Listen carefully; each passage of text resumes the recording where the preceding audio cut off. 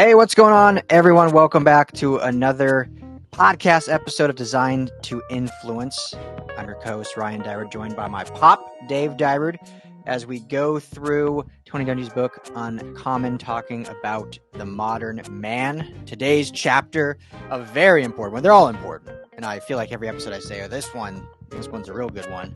But I feel like this one is one of the most important pillars as a man that we need to reflect and symbolize, if you will. It's how to treat a woman. But before we get into it, Pop, how you doing today? I'm doing good. We've got beautiful sunny skies out in Denver. It's about 50 degrees and very pleasant. So glad to be here with you and looking forward to a good conversation. There we go. Yeah, it's warm out here in LA also, feeling like spring already in January. But yeah, always good chatting with you and getting back into it. So yeah, anything new and exciting before we jump in, or business as usual out there? I don't know if it's exciting, but all the people out in Denver are sickened by who ended up in the Super Bowl. So none of us are excited about the Super Bowl coming up just because of who's playing. So Yep. Mom and I were actually talking last night. Mom says, I think I want to cancel our Super Bowl party. Yeah, she won't though. She won't. She'll say that now, and she'll still watch it No, intently. we're going to go ahead and do it, but I think we're going to pull for the 49ers, even though they're in my bottom four teams that I like and follow. It would be Dallas, 49ers, New England, and Kansas City are my bottom four. But we like Christian McCaffrey. We like Purdy. We like John Lynch. So there's some connections there that we do like. So we're going to pull for them over Kansas City. Yeah, I love Christian McCaffrey. I cannot root for San Francisco. Can't do it. And as weird as that is, because as a Bronco fan, like I can't root for the Chiefs either. But I think just living in LA now and covering the LA teams and how many Niner fans live in LA, I don't think I can do it. So I don't think I can stomach it. But I don't know. Either way, not a. Well, it's one of those lesser of two evil kind of things. You got to root for someone, but maybe it's more about an individual player than a team. Yeah. Feels like we've had a lot of that in life the last kind of 5 years, as the lesser of two evils in terms of a lot of Yes. different aspects of life. Yeah. But Yeah. either way, I was pulling for Houston and Detroit to be in the Super Bowl. Those were the two I wanted. Detroit should have been. They Yeah. just forgot how to play football in the second half, apparently. Yeah. That was, I don't believe this, but there's those people out there that truly believe the NFL is scripted. And I don't think that's true. But the way both those games went yesterday, you could make the argument with how Baltimore played and only ran the ball 6 times, even though that's their identity. And Detroit forgot how to play football in the second half. It's like, well, I can see the conspiracy theorists coming out there. So Yeah. There's a little bit of conversation that could happen around that. The only thing with Detroit is every playoff game kind of had that same feel. yeah. They started off really strong, scored a lot of points, and then kind of shut down. So Yeah. I mean, even the first round against the Rams, they probably should have lost the Rams yeah, if the Rams weren't 0-3 in the red zone. But anyway, this one won't, that'll be all the football talk. But hey, this is, kind of sports centered since we're reading Tony that's Dungy's right. book. But yeah, this chapter, how to treat a woman, as we talk about the modern man, this really is for whatever reason, a hot topic of discussion, whether, it's how to treat a woman, whether it's what is a woman, all these, we're not going down that road necessarily, but it's definitely a hot topic of debate, which is, it shouldn't be. But I think this chapter was really simple. And I think that's the beauty of it, is sometimes in society with all discussions, it's like we overcomplicate and overthink things. And sometimes it's as simple as like, be kind, show integrity, as like the first chapter of Yes. this book was, show courage and how you lead and blah, blah, blah. But, before we get into it, as we kind of always do, I'll let you kind of lead off just your, summation maybe of the chapter, and also just kind of your summation of, how to treat a woman. Well, I think this is a topic that is extremely important, but as you already said, unfortunately it's very controversial in today's culture, and I don't think it should be. I've had experiences. I'm what am I, 57 now? Um, and I've had experiences along these lines that have been very positive, and I've had others that have been very negative. Like, mom loves it when I open the door, and I've opened the car door for her since the day we started dating, and I continue to do that. And periodically she'll comment how she really appreciates that I still do that. But then I've opened a door into a store for a young lady. It was probably 2, 3 years ago, and she says to me in a really snarky tone, "I do not need a man opening the door for me." I've had kind of both extremes when it comes to Mm-hmm. just kind of being, I can't say the word, chivalrous towards women. Mm-hmm. So it is kind of complicated, and it's hard to navigate.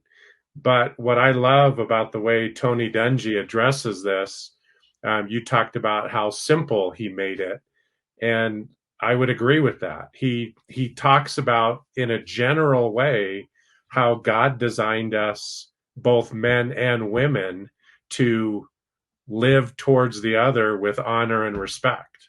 So then everything kind of comes through that grid, and we don't have to overthink. It's, if I'm acting towards mom and Julie, your sister, and Jesse and Monica, daughter-in-laws, and other women, just with the general guideline of respect and honor, I think it takes care of a lot of the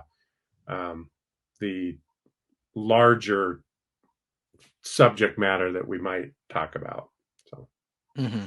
Yeah, exactly. And that kind of leads me into my first, what from the chapter, I don't know if we call it a quote, but excerpt, if you will, from it. And it talks, I think it was on page 2 of the chapter, um, basically saying, I'll just read it. And Christian men are no exception. All too often, we are even worse, completely confused by the tension between social values and what we believe to be set out in Scripture. We either fall back on the head of household concept as an excuse to take control, or we think Christ requires that we become passive and weak.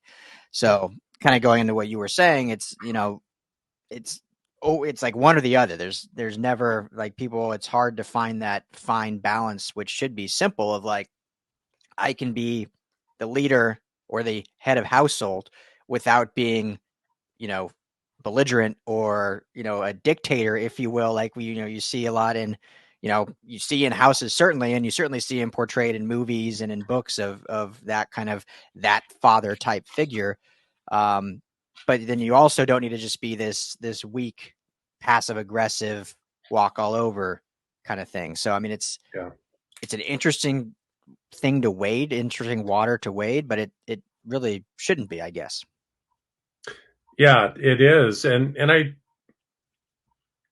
I hesitate sometimes saying things that might come across critical. So if this comes across critical in anyone, I apologize. But in since I've been an adult, I've watched in the media how one of the themes that has trended, probably since I think I started noticing it in the 80s, and it just continues to get stronger, is men are oftentimes portrayed as that wimpy, weak, not intelligent, can't do anything. The only thing they have to offer is maybe their physical strength, but then they blunder and make a bunch of mistakes. That's kind of in a lot of arenas, that's how men are portrayed in the media. Um, and then you get the other side of that where we get portrayed oftentimes as abusive in the media, Mm-hmm. and that's highlighted. And there's good context as well, but a lot of the context seems to migrate towards the bumbling idiot or the over aggressive person, and then women are starting to be portrayed more as the strong one, the smart one, the can do everything kind of person. And even though I agree that that is true of women, they are incredibly smart, intelligent, and capable. What happens is media over exaggerates on both extremes. And then what happens, we end up with a very confused idea of what a man is and a woman is. Mm-hmm. Um, and there's aspects of truth on both sides, but media tends to exaggerate to prove a point. And then what happens is we're left with a confusion. Yeah. Um, Well, just to sorry, you might have gone into verse, but just to jump in on that quickly. And this, yeah, this again will probably be a little controversial, but it's now, and I get why it's gotten to this point a little bit. I'm not saying I agree with it, but I get it. But we're now in this kind of world where, on men's side too, but definitely push the agenda for women is like there's the whole like I don't need a man, right? Like I can yeah, do everything myself. And it's seen as like a weakness for a woman. And there's chapters about men treating women. That's what I'm going to get to. Seen as a weakness if you need a man, but I think the way God designed us is we need each other and we yeah, prop each other up. And so it's not necessarily that a woman needs a man to accomplish what they want to accomplish, but they need a man to accomplish what they accomplish even better, because a man, if is treating you correctly, they're going to prop you up. They're going to support you. They're going to do all these things.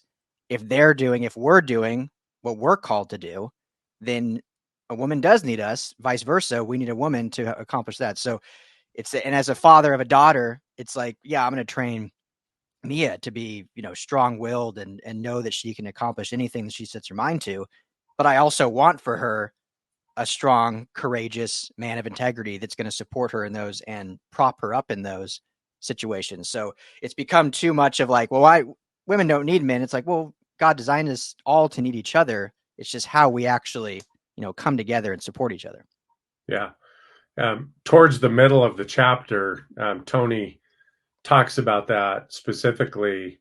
And there's a quote, and I'm looking at the digital version, so there's no page numbers, so I can't help you with that. But it says the heading is a God ordained partnership. And Mm-hmm. he says about the middle of that first paragraph under that heading, he says, but the Bible makes it clear that both husbands and wives are supposed to be looking out for each other's well being, not concentrating on who has the power. That means as a husband, I'm supposed to be doing everything for the good of my wife. And I would add, and vice versa, the wife for the good of the husband. And I love that because it does really simplify um, the topic. I'm living in such a way, and I will be the first one to admit I'm flawed and I do not do this perfectly. And over my 35 years being married to your mom, I've made lots of mistakes in this. But I'm hoping to be trending in the positive direction continually. If I'm living my with the focus of my day and week and month and year for the flourishing of mom and to help her thrive, and then she's doing the same towards me, it takes care of a lot of the challenges that we would otherwise face. We don't Mm-hmm. have to clearly define roles, and I'll give a practical example. When we first got married, I took care of the finances in our home. I did the budget. I balanced the checkbook.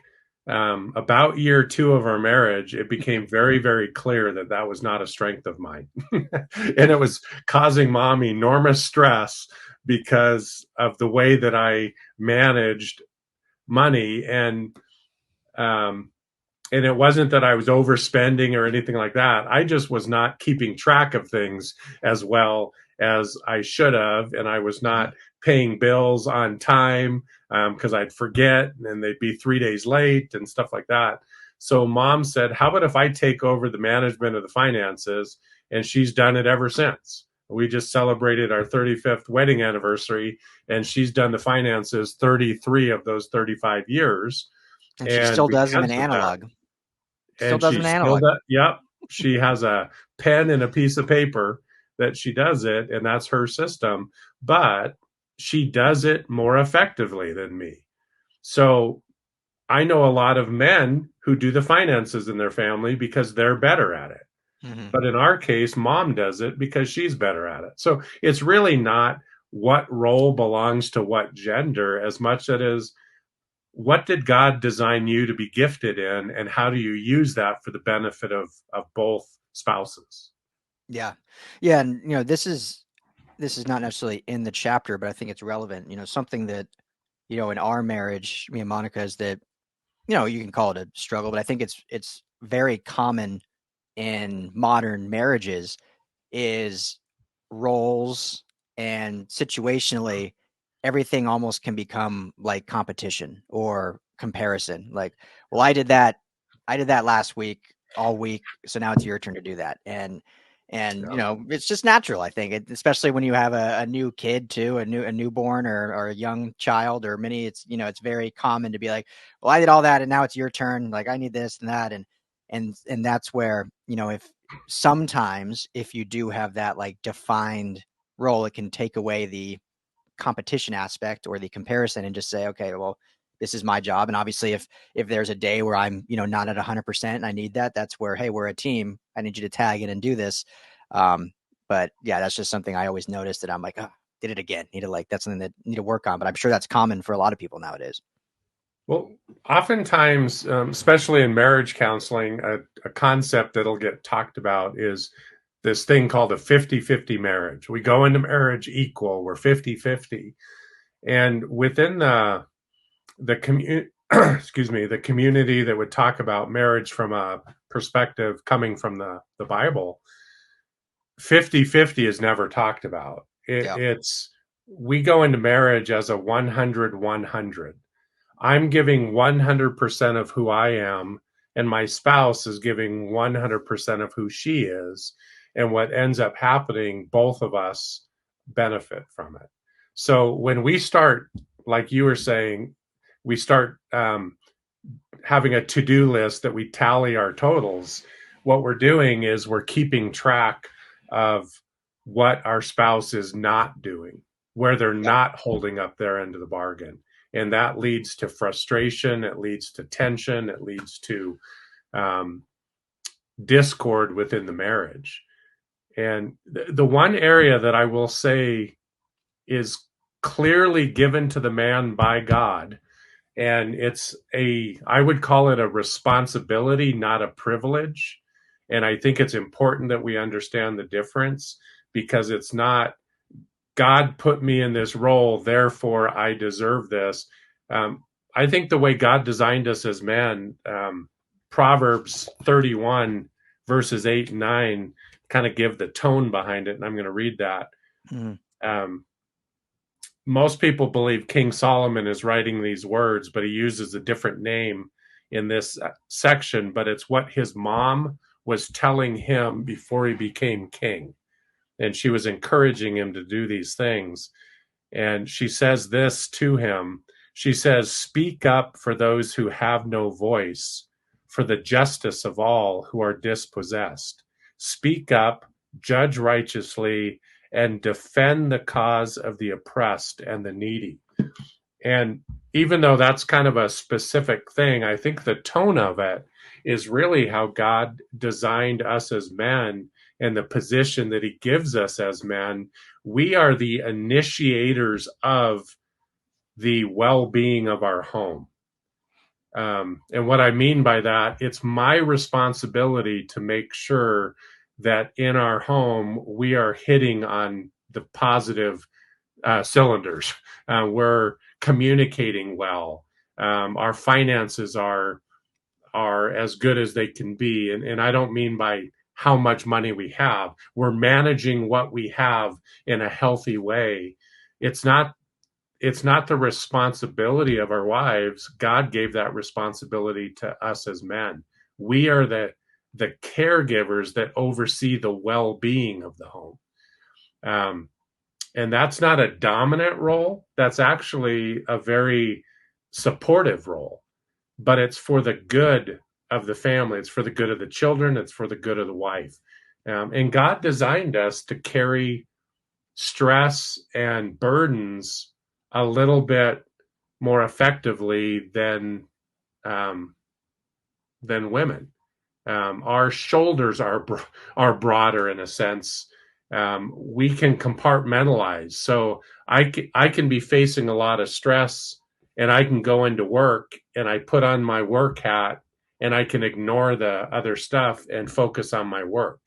Women aren't quite that way. It's harder for them to compartmentalize because God designed them to manage the children and relationships and all different things that they need to be able to think about numerous things at the same time. Whereas men, we can focus on one thing just in our design. And because of that, I think it lends itself to us being able to be the strength for our family when things are tough.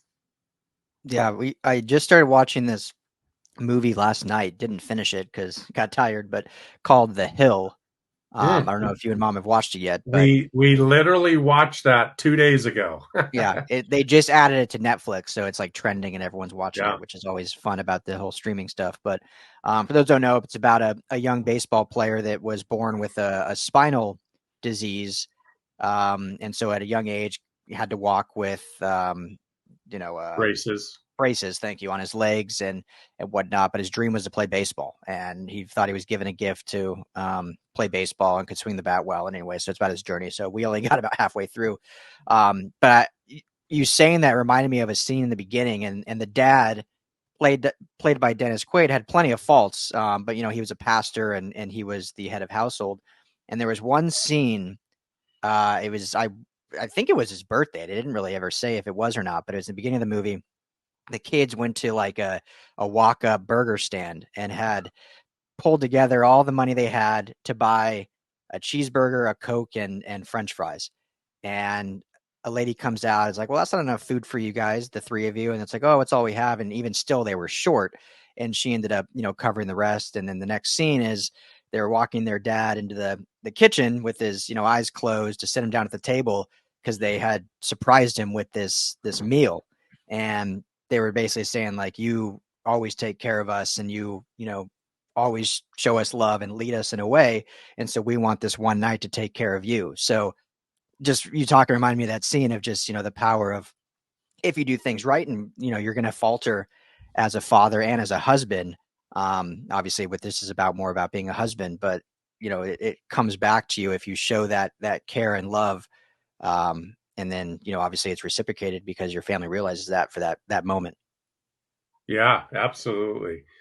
Um, Another quote that I was thinking about in this chapter from Tony Dungy was he talked about, and I'm at the wrong spot, so I'm going to paraphrase the quote. I thought I had the quote up and it was the wrong Mhm. page, but he talks about doing a lot of things as a family. So even though this chapter is about how we respect women and how we act towards women, one of the things he talked about in the family context was doing things together as a family.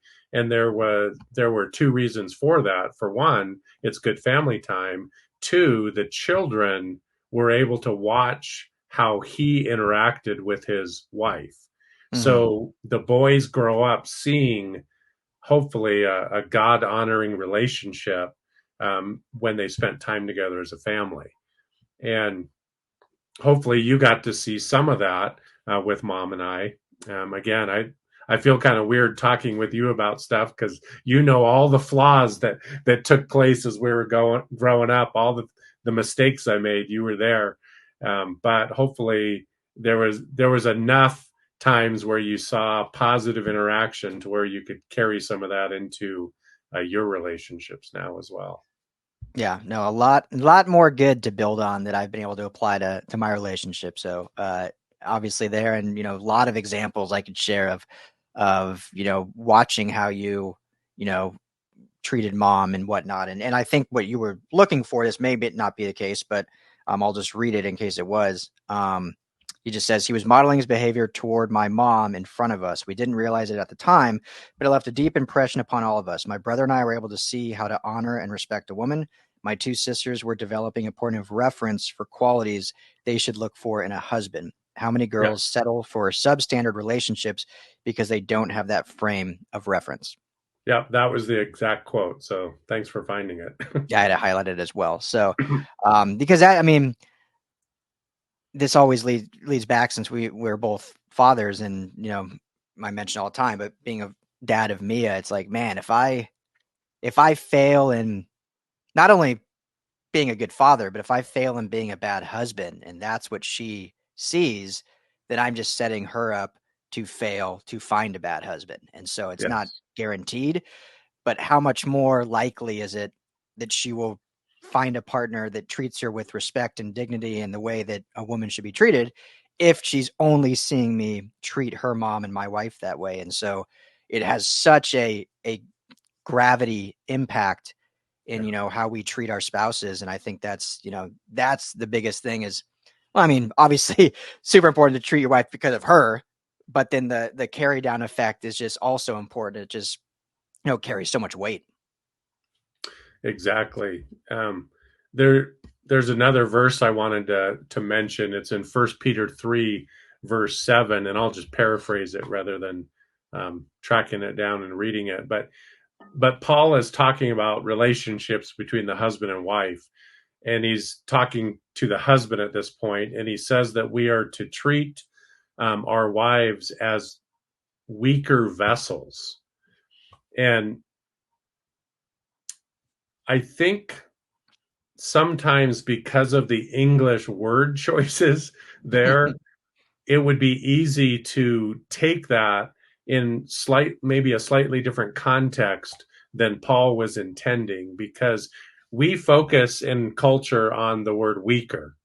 Mm-hmm. They're the weaker gender. They're the weaker part of the equation. I'm the stronger one, and it's easy to focus on that.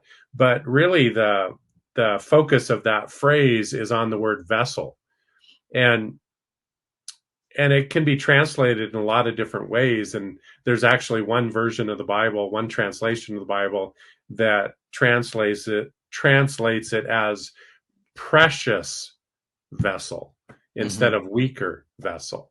And the idea behind that is that it's, if you think about dishes in the kitchen as an example, a lot of families, we being one of them, we have our everyday dishware, and then we have the fancy stuff that we use on special occasions. Mm-hmm. And it's a set that mom and I got shortly after we were married.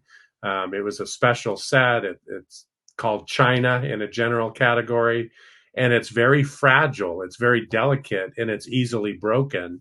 Whereas the plates we use every day, they're thick, they're not as pretty, they're heavy, but they don't break as easily.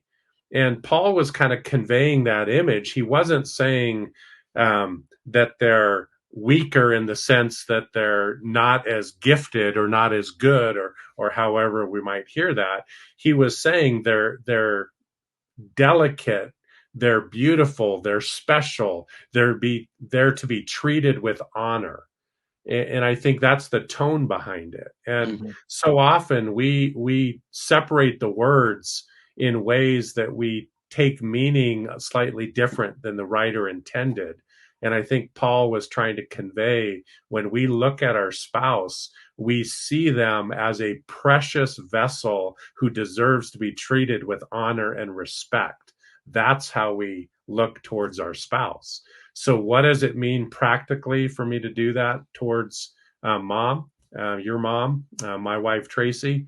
How do I practically live that out? And Tony talked about a few different places in the chapter about even thinking, what is mom good at? What does she want to do? What are her passions? And how can I help her realize those? Mm-hmm. My role in her life is to study who she is, learn what her interests are, her passions are, her concerns, her cares, all those kind of things. And then I get to step in and help her live into those and help her thrive in those as her husband. Yeah, I mean, and that's, if you don't know what your spouse's talents and skills are, then probably should wake up and start realizing and figuring those out and noticing and listening.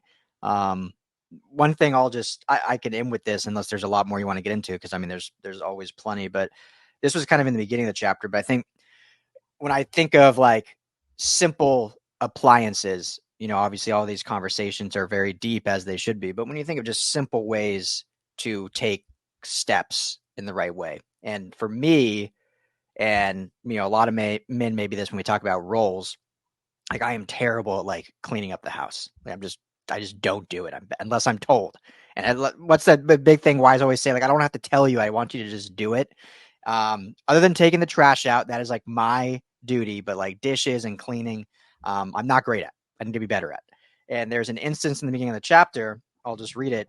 A few years back, during a press conference preceding a playoff game, a reporter asked me what I had done Friday afternoon to prepare, presumably for the game.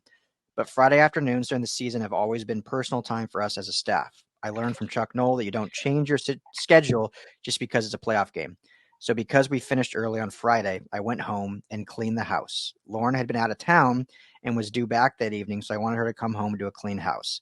This was something I could do to aid her well-being, and at the time, it was a better gift than taking her out or buying her an expensive piece of jewelry.